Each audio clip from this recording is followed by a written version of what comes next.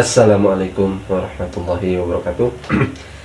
Bapak-bapak, ibu-ibu, akhirnya Buya Razi kembali berbicara tentang Habib ini ya.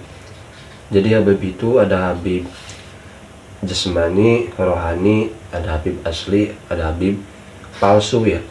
Seperti apa sih penjelasan Habib asli dan palsu, jasmani dan rohani? Oke, kita simak sampai akhir. Mohon pahami ya, nanti bakal penuh ilmu semua. Kita doakan Buya Razi sehat selalu, amin. Kita ke videonya. Habib itu kan dua, ada Habib jisim jasmani nasab, ada Habib rohani. Siapa Habib rohani? Orang-orang yang mewarisi ma'rifatullah yang ada di qalbu Nabi. Nah, itu yang asli, Pak. Nabi Ibrahim itu cuma diuji. Kenapa? 80 tahun menunggu anak, dikasih anak, keasikan, kelelahan, lupa munajat. Itu sekelas Nabi Ibrahim diuji. Allah cemburu, kok di kolbu Nabi Ibrahim ini sudah mulai ada gangguan nih, kira-kira begitu. Tapi seorang Nabi sebenarnya tidak akan terganggu. Allah uji saja. Diuji dengan apa? Anaknya suruh ambil, disembelih. Nah, ini agak ekstrim memang. Allah menguji Nabi Ibrahim itu agak sedikit keras. Kenapa? Karena Nabi Ibrahim akan diabadikan namanya dalam sholat kita. Allahumma salli ala Muhammad wa ala ali Muhammad kama sallaita ala Ibrahim wa ala Ibrahim. Boleh pakai Sayyidina, boleh tidak ya. Kita abadikan terus Pak namanya. Maka tidak pantas seorang Nabi Ibrahim yang selalu disolawatkan, yang disebut namanya dalam salawat Nabi Muhammad SAW, lalu beliau lupa kepada Allah dan terganggu oleh anaknya. Anaknya Nabi bukan? Ternyata anaknya Nabi. Semua anaknya Nabi Ibrahim itu Nabi. Saya pernah cerita di beberapa tempat, atau baru satu tempat ya. Nabi Ibrahim itu kan yang kita tahu istrinya cuma dua, Siti Sarah, Siti Hajar. Siti Sarah itu dari kampungnya, Siti Hajar dari Mesir. Padahal ada yang ketiga, namanya Siti Konturah. Ini disebutkan dalam Tarikh Tabari, sejarah yang ditulis oleh Imam Tabari, pengarang tafsir. Dalam beberapa teks disebutkan Qaturah. Nah, kalau dalam bahasa Arab namanya Konturah. Anaknya ada 6. Ada namanya Madian, maka jadi kota Madian kan di Yaman. Ada Medan, saya nggak tahu apakah itu Medannya Sumatera Utara. Cocok logi Batar, takutnya cocok logi. Namun ulama sejarah sepakat bahwa 6 anaknya ini menyebar bukan di Timur Tengah saja, tapi menyebar ke India dan Timur India. Negeri kita disebut dengan Timur India. Oleh orang Belanda dulu disebut dengan Hindia Timur, benar nggak? Semua anak-anaknya Nabi Nuh dulu, itu nama anaknya menjadi nama wilayah dan kota di Timur Tengah. Begitu juga semua nama anak-anak Nabi Ibrahim yang 6 itu hampir semuanya menjadi nama kota. Jadi saya bukan cocok logi ya, itu benar bahwa ada keturunan Nabi Ibrahim yang sampai ke negeri kita. Maka negeri kita ada yang disebut Medan, Maidan bahasa Arabnya. Di Arab sana juga ada Al-Maidan. Ya barangkali beliau hijrah, kan orang dulu berjalan kemana-mana. Bukan cocok logi juga. Ketika orang-orang Brahmana menyebut pemimpinnya dengan Brahmana. Jadi ahli sejarah, pakar genealogi namanya, itu mencoba melihat Brahmana ini kan bahasa Sanskerta, ya bahasa Sanskerta Pak. Itu ulama kita ahli sejarah beda pendapat mana yang lebih tua. Bahasa Aramaik, Aramaik itu induknya bahasa Arab, induknya bahasa Ibrani. Ini Timur Tengah. Mana yang lebih tua bahasa Aramaik? Aramaik yang dulu dipakai oleh Nabi Idris, Nabi Nuh, Nabi Adam alaihissalatu wassalam. Sedangkan di India orang pakai bahasa Sanskerta. Tapi kebanyakan ahli sejarah mengatakan bahasa Sanskerta berasal juga dari Aramaik. Wallahu taala alam. Ya, masih satu rumpun. Walaupun sebagian orang mengatakan itu bahasa tertua. Dan bahasa kita banyak yang dari sana juga, Pak. Banyak dari sana. Ya. Dulu sebelum negeri kini ada negeri Melayu, ya, kerajaan-kerajaan Melayu, kerajaan Majapahit, Sriwijaya. Tulisan-tulisan yang ada di prasasti itu kan tulisannya tulisan Palawa, tulisan Palawa, bahasanya Melayu. Udah bercampur, kalau di Jawa ada Kawi, ya, ada tulisan Hanacaraka, semuanya pengaruh dari sana. Maka ini besar kemungkinan memang itu namanya Sayyidah atau Siti Kontura, itu melahirkan Bani Jawi jika benar ungkapan ini, ya. Jadi kita beruntung juga, Pak. Tapi hidungnya pesek-pesek, ya.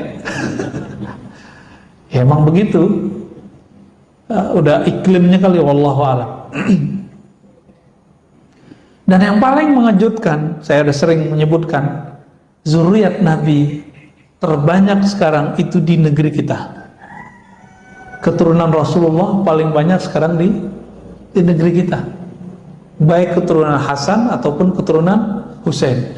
Yang rapih pembukuannya itu keturunan Husain. Ada di jalan apa nih? Jalan besar depan ini apa namanya? Cimatubang. Itu ada Robitoh Alawiyah. Itu Husain, Pak. Nggak mesti Syiah, ya. Itu kalau ada orang ngaku Habib, harus keluar suratnya dari sana bahwa dia benar nasabnya kepada Rasulullah dengan jalur Husain. Tapi kalau jalur Hasan banyak yang tidak tertulis, karena Sayyidina Hasan punya anak banyak sekali, ya. Di Sumatera Barat dulu ada gelarnya Siti Nurbaya, itu kan gelar untuk keturunan Rasulullah, Pak, di sana. Siti. Di Makassar ada Andi. Di kita di sini di Pulau Jawa ada Raden, ya, Ajengan, apalagi Gus. Maka jangan sembarangan, Pak, ngasih nama gelar Gus, ya. Gus itu keturunan kiai. Kebanyakan kiai di Jawa itu campuran nikah dengan zuriat Rasulullah Sallallahu Alaihi Wasallam. Jadi jangan sembarangan ngasih nama Gus. Walaupun saya punya 1000 pesantren, saya nggak punya hak, Pak. Kalau mbah saya bukan kiai. Sama. Walaupun jenggot saya panjang, sorban saya tebal, pakai gamis kemana-mana, tidak akan berhak dipanggil Habib. Tapi jangan sedih dulu. Habib itu kan dua. Ada Habib jisim jasmani nasab, ada Habib ruhani. Siapa Habib ruhani? Orang-orang yang mewarisi ma'rifatullah yang ada di qalbu Nabi. Nah, itu yang asli, Pak. Mereka ini nanti yang menjadi keluarga Nabi yang sebenar-benarnya. Nanti para habaib akan kaget-kaget tuh kalau Bapak ini sebagian dari mereka, bagian dari orang-orang yang mewarisi ma'rifatullah di qalbunya. Itu para habaib nanti bingung. Loh, hidungnya pesek-pesek begini kok bisa jadi pengikut Rasulullah? Kok bisa bersama Rasulullah Sallallahu Alaihi Wasallam? Ya. Jadi para habaib sendiri PR-nya sama dengan kita, harus menemukan dirinya. Apakah dirinya pewaris ilmu itu atau tidak? Jadi yang antum yang masih keturunan-keturunan Rasulullah, ya bersyukur, tapi PR-nya lebih banyak. Harus betul-betul seiringan tuh nasab jasadnya dengan nasab rohaninya. Ya.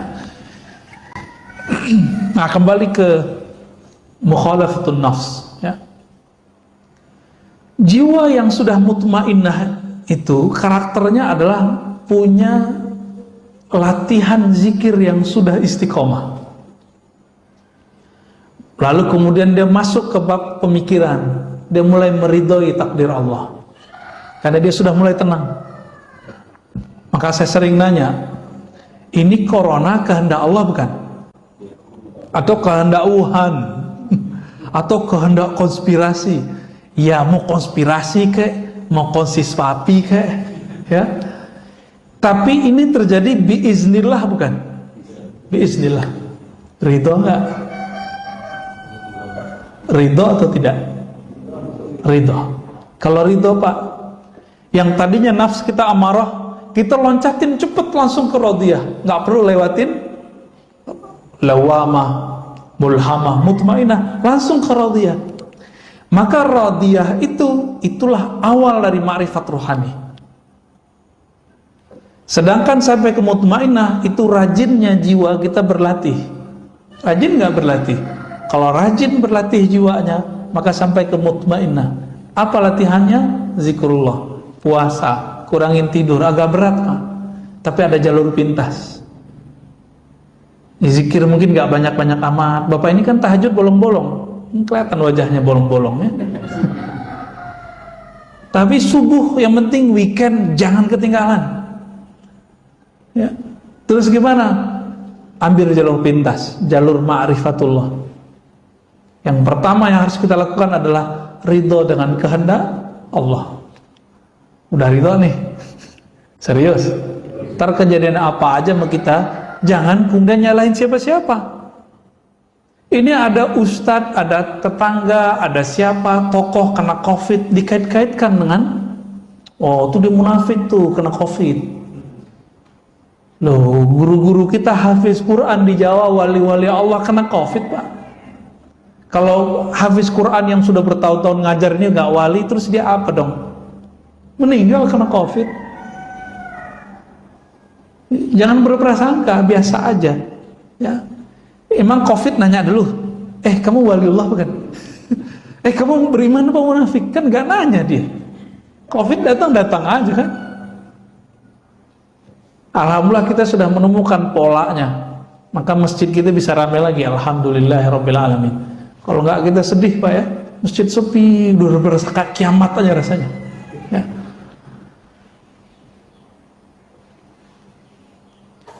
Itu kalau sudah ridho, dan ini persepsinya kalau sudah konstan, saya ridho, ridho dengan semua kehendak Allah, Allah pun nanti akan meridhoi kita. Nah ini yang dikatakan dalam hadis qudsi, ana 'inda dhanni 'abdi, aku berdasarkan persangkaan hambaku. Jika hambaku meridhoi kehendakku, aku akan ridhoi kehendaknya. Kalau Allah sudah ridho sama kita, mohon maaf, meskipun kita pemaksiat, Allah kalau sudah ridho, Allah selamatkan Pak. Itu kelebihannya ya. Tidak pernah menyalahkan orang, tidak apalagi menyalahkan Allah. Ini kan kesalahan kita kan suka menyalahkan Allah. Sering ngomong Allah nggak adil, itu ulang lagi syahadatnya Pak. Jadi siapa saja antum mengatakan ya Allah tidak adil, ini bahaya. Ini orang seperti ini mesti diulang syahadatnya. Karena dia menolak salah satu nama Allah, Al-Adlu ya. Allah kan adil, maha adil. Baik. Kita coba lihat bagaimana ulama dulu mencoba melatih jiwanya. Ini nggak kuat Pak. Saya nggak kuat ngikutin ini. Saya cerita aja ya. Imam Syarif Sakti 40 tahun menahan dirinya untuk tidak memakan atau mengkonsumsi sesuatu yang itu bersumber dari syahwatnya. 40 tahun Pak. Percaya karomah nggak? Percaya? Kalau ada orang zikirnya sudah istiqomah, tiba-tiba sejadahnya naik, percaya nggak? Percaya? Oke. Baru saya bacain Pak isinya. Kalau nggak percuma kita berceritain ya. Wa ruwiya rajulun jalisan fil hawa. Diperlihatkan satu waktu ada seseorang yang soleh, ketika dia berzikir sajadahnya naik. Jadi cerita sajadah naik bukan cerita 1001 malam doang. Aladin itu emang ada Pak kejadiannya, cuma bukan pakai om jin ya. Faqila lahu bima nilta hadza, wahai tuan yang soleh, dengan amalan apa engkau bisa mendapatkan derajat sehingga kalau zikir badanmu langsung naik? Apa jawaban beliau? Taraktul hawa fakharra lil hawa. Mirip ya, taraktul hawa, aku tinggalkan keinginan hawa nafsu, hawa. Fasakhara lil hawa, lalu Allah kemudian menundukkan hawa. Hawa itu udara, bisa melambung kayak Avatar. Avatar Eng ya. Tuh pada nonton ya. Oke, Bapak-bapak, Ibu-ibu, itu dia tadi ceramah dari Buya Ar-Razi, yang mana beliau menjelaskan tentang Habib jasmani dan Habib rohani. Jadi Habib jasmani yaitu Habib yang mana zatnya atau fisiknya itu ya memang benar keturunan Rasulullah Shallallahu Alaihi Wasallam, yang mana ada darah Nabi di tubuh Habib itu ya. Sedangkan Habib rohani yaitu ya Habib yang paling mantep ya, intinya dijamin nanti bersama Rasulullah atau kelak di hari kiamat ya, yaitu Habib yang mana sirnya atau cahayanya Nabi Muhammad itu ada di dalam hati hamba-hambanya, hati pecintanya, dari mulai tingkah laku, akhlak, dan semua perilaku Nabi Muhammad yang ini ada di pecintanya, itu yang paling utama. Jadi semuanya bisa menjadi Habib. Baik, intinya bukan zatnya doang, tapi yang paling penting itu Habib rohani. Oke, jadi seperti itu. Jadi kita juga bisa menjadi Habib rohani Nabi Muhammad Sallallahu Alaihi Wasallam, agar nanti kita bersama Nabi Muhammad Sallallahu Alaihi Wasallam kelak di surga ya. Oke, Bapak-bapak, Ibu, itu video kali ini. Semoga Buya Ar-Razi selalu Allah panjangkan umurnya, amin. Semoga para habaib yang benar Allah panjangkan umurnya, amin. Terima kasih. Assalamualaikum warahmatullahi wabarakatuh.